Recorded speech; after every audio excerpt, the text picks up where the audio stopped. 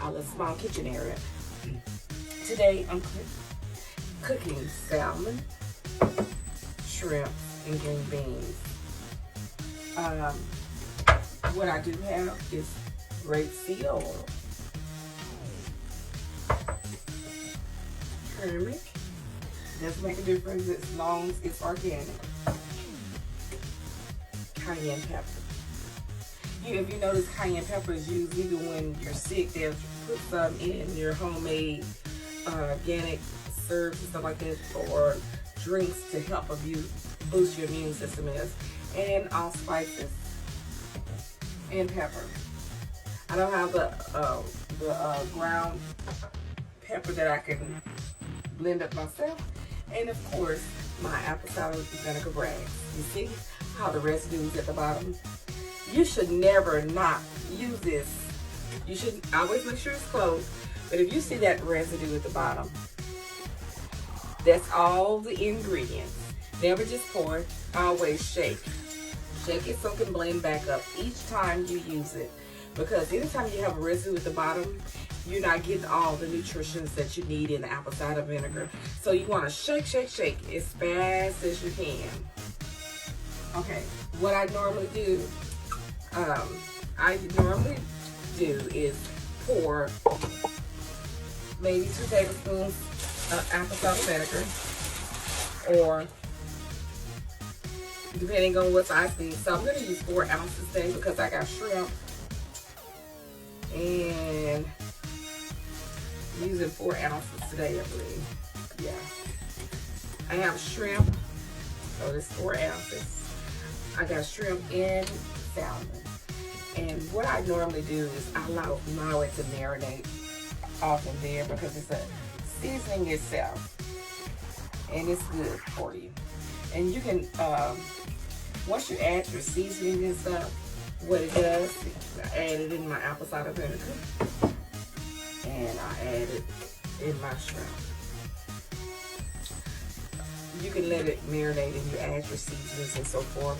A lot of times when you add your oils, it will automatically make a gravy for you. So you can go ahead and sprinkle, maybe, depending on how many pieces of meat you have, you may want to do 1 tablespoon of turmeric. A half a teaspoon of pepper. And since I don't want to use this, but I'm going to use this because this is the all seasoning blend. It's a different flavor, and I'm going to give a dash of cayenne. What I do normally do is to put it inside my skillet rather than putting the soap, but you can do both. Normally what I do is, this is my sauteing pan, and what I do is I place my oil, because this is just marinating right now, the apple cider vinegar. What I do, you're going to take probably, I'm going to use about 4 ounces of oil. Really, you can use 2 ounces. But since I'm doing a lot of shrimp and I'm doing seafood too, I'm going to put 2 ounces of oil in here. So I have 3 pieces of meat. I'm going to put 2 ounces of oil. And I always make sure my pan is coated all the way around evenly, so it won't have no reason to stick in the pan, even though you have the oil just fits perfect. And what I do is I go back and I spread dashes of seasoning, my cayenne, my organic turmeric. I just put maybe 2 or 3 splashes in there, and my new seasoning. You want to add parsley yourself, it's fine, and pepper. You want to add salt, it's not necessary because vinegar is salty by itself. But if you want to sprinkle, you may say that I may have used a half of each one of those ingredients. And I'm going to get this hot boiling water over here. I'm going to place this skillet on here so the oil can warm.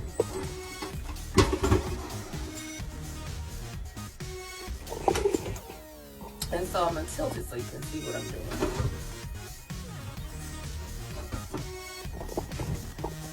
And so I always try to close my bottles back up and put it back up. My oils, get things out of the way. I can always reach back up there later to get it. And so right now, the oils and the seasoning is hyping. And what you don't understand is what the bottom of my fish didn't get because of seasoning. It will get it here. So I just lay it. If you can hear it simmering. And what I do is I don't cook it on fast. I cut the heat up fast, but I turn it down. And what I do is turn it on. It's back. Like I didn't get any seasons on the top, but what I'll do is go in. That vinegar itself is gonna make a gravy on its own. And I cut it on medium. And what I'll do while it's cooking, it's best. I'm letting it simmer and on medium. The shrimp, I'll do the same thing. It's sitting while the salmon is cooking. And over here, I have a different skillet. I have this is for my green beans. And I'm gonna boil maybe 1 or 2 potatoes. And then I'm gonna show you at the end of the presentation, I'll post a picture of how to dish cake. But I wanted to let you know how I use my vinegar. Now vinegar, you really don't need them but 2 tablespoons per 2 tablespoons the most for a family of 1 to 3 people, you know, and it'll get the job done. When you dilute it in water, my suggestion is to do it 1 or 2 tablespoons per 60 ounces of water. So, or whatever you mix it up, make sure it's more water. It doesn't make a difference about the dilution because the chemicals that's in it or the nature that's in it, that apple, is enough. Believe it or not, no matter how much you dilute it, you're still getting the properties in your body. So always remember that. Remember, you want to be careful about your teeth enamel because they can't thin your enamel. So if you're going to have a strong dose of it, never drink it straight. I know a lot of people have been doing that and they think that's the healthiest way. No, it's like a counter reaction. You messing up your enamel. And that's a lot of acid going in at one time, especially if you're not doing a lot of water intake. And sometimes you can think you got enough water intake. And how do you find out that you got enough water intake? Is that you go to your doctor and ask them to see if your body levels are normal for water intake. Because believe it or not, where somebody can drink a gallon every day, they can drink 2 gallons every day and their bodies are flushing out normal. Whereas someone else, they can't do no more than 60 ounces or 40 ounces because they have water retention. So you want to always remember, if you don't see an endocrinologist, because they are good at that, or a metabolism endocrinologist, or a regular endocrinologist, or your regular medical doctor, they can tell you, they can run tests on you for you and let you know what is your water intake and if your kidneys and liver and everything is functioning properly, your digestive system, your bowel system, because all of it is affected by it. And so you want to be cautious when you're drinking a lot of water and what you're intaking for apple cider vinegar.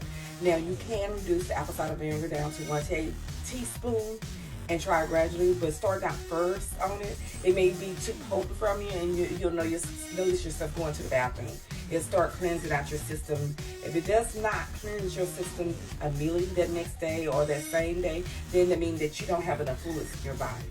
That's just point blank. Or it could be that you have other issues that you're not aware of.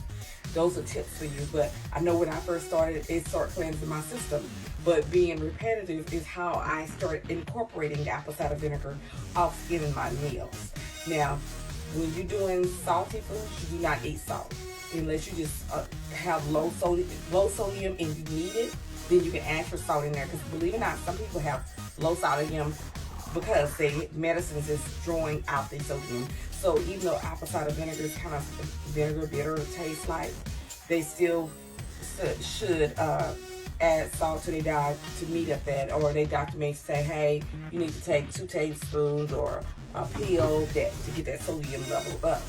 But if you are not sure, it's best to go to your medical doctor and ask them what's your sodium, because sometimes people have too high sodium. So if you have high sodium, do not add salt in any of your meals, nor through the apple cider vinegar. So hopefully these are some tips I gave you, but at the end of the video, I will share the meal. I'll have a picture posted. Y'all have a great day. Have a Bragg's apple cider vinegar day. This salmon made a gravy. You can see it looks like gravy. So what I'll be doing is placing the shrimp inside of here that I had soaking. But what I'll do is add red peppers, and I might add red peppers and yellow peppers. I might, just to give it a colory look.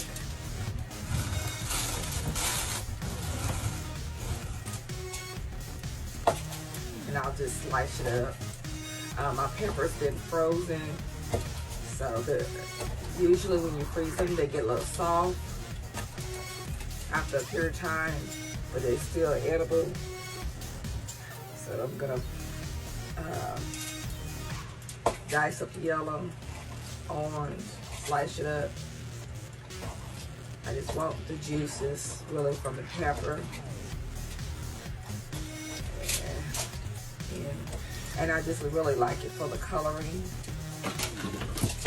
And I don't waste the juices because that's part of the seasoning. And juices have to be on the foil. And just always remember turmeric. It does cause staining.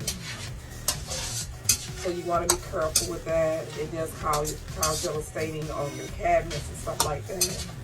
So you do want to be careful with the turmeric.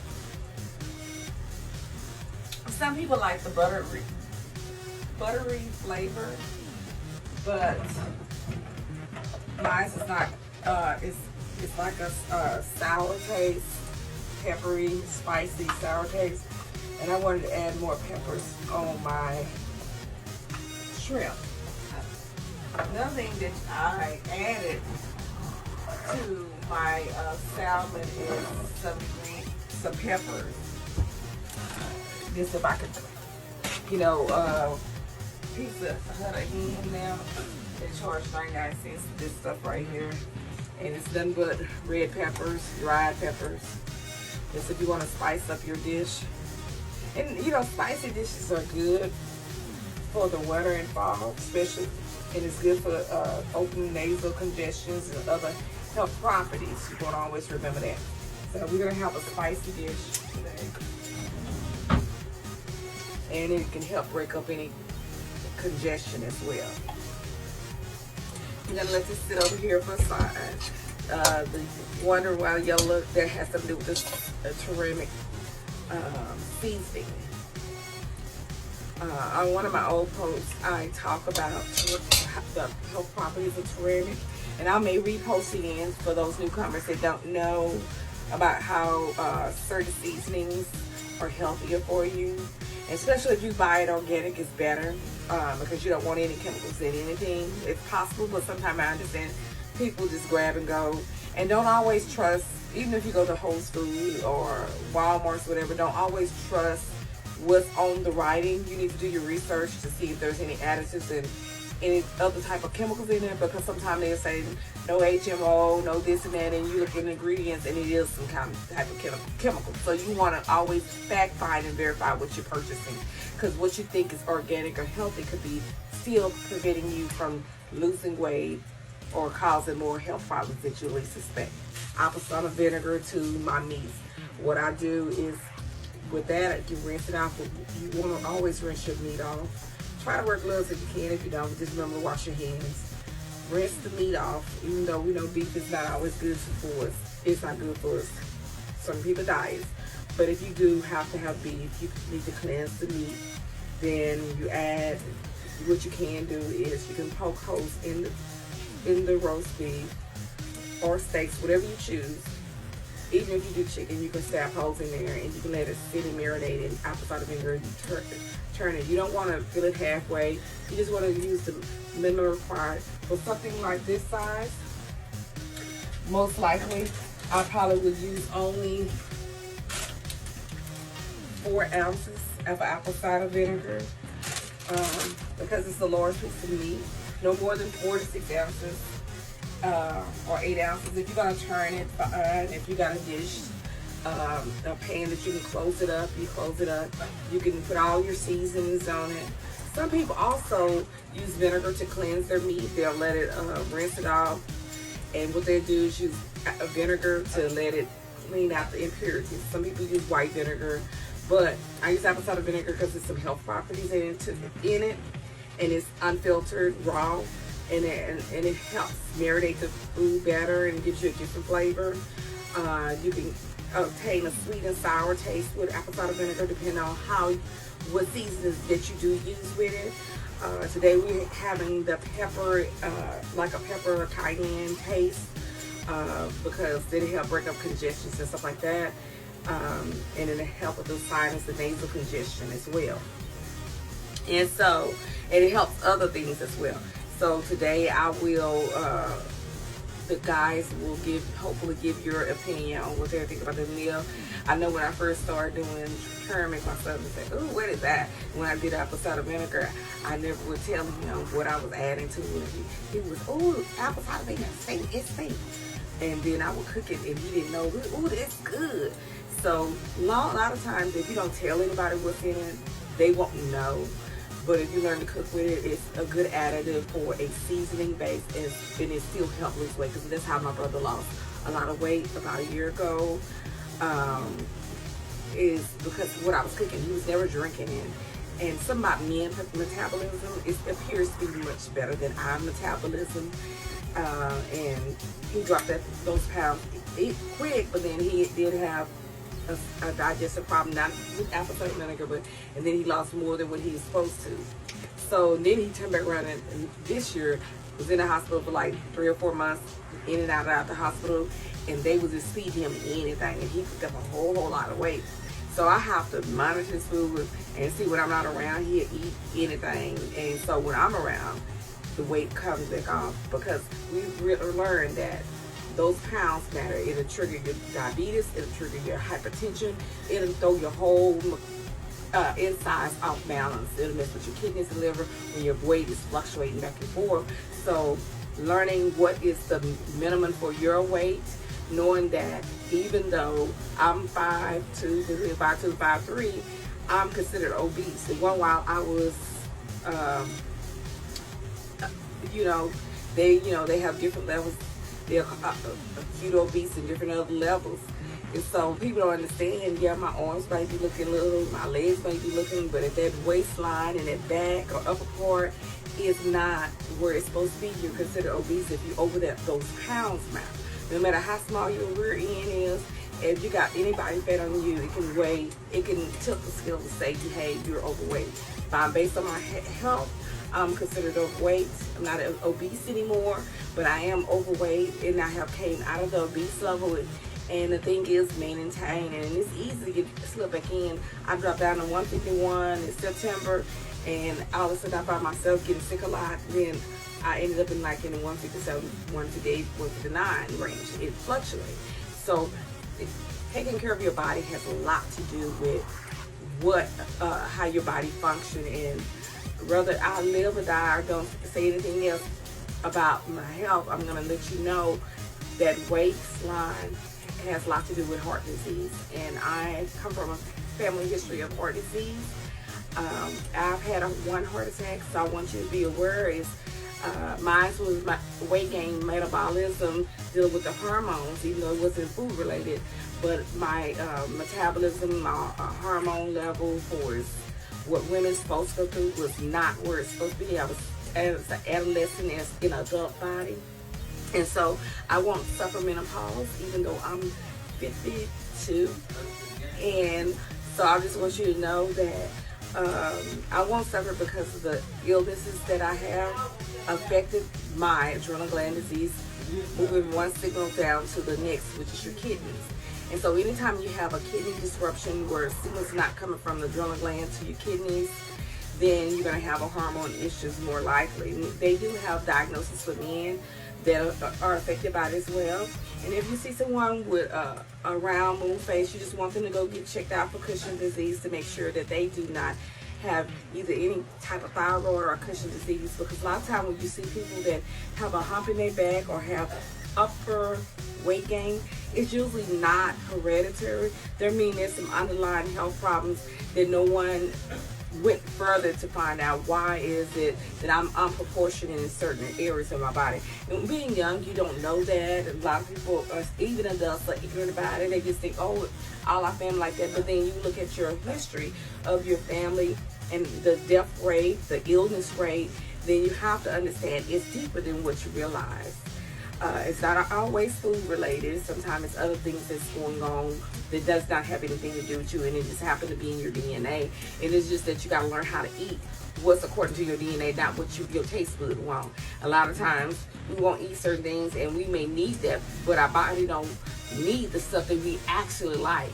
And where somebody else can eat and grow up and eat, and it's for them. So just keep in mind that sometimes you have to change your whole way of eating from what you've been doing just to stay alive. You know, life is not promised to us, so you want to take all this information I have and start changing your lifetime, because even though you may feel like you giving up because it's out of control, just remember, every time you change that little one alternate of your life, it expands a little bit further. When you start changing, making food lifestyle changing, you might can't exercise, you might get exhausted, tired because of other illness, or you just exerted because of the weight.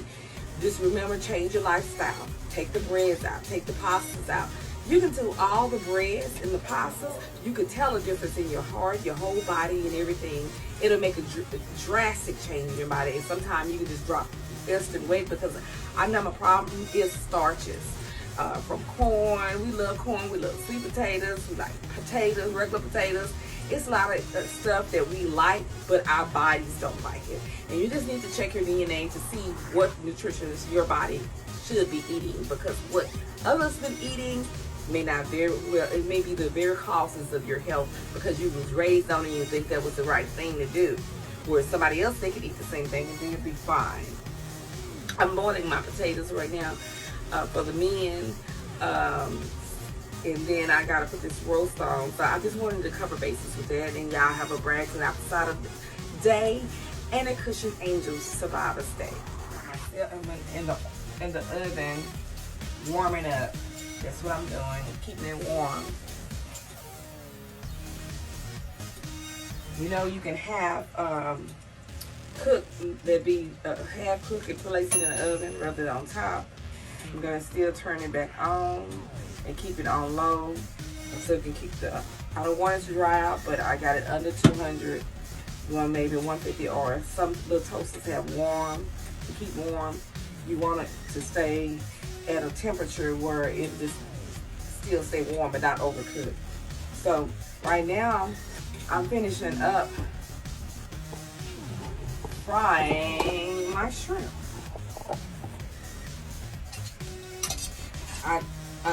The sauces have been sitting here, and the juice has been sitting in here. Tasty. You would think it tastes like apple cider vinegar, but it does not, because I put all those seasonings in it. So it's gonna be real spicy. So while I turn this eye up, it's gonna begin sizzling.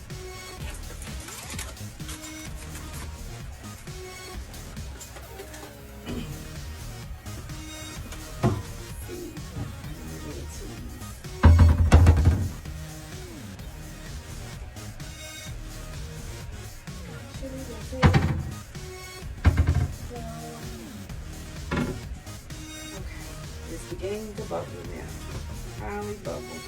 I see one bubble in there. See how I have bell peppers in there.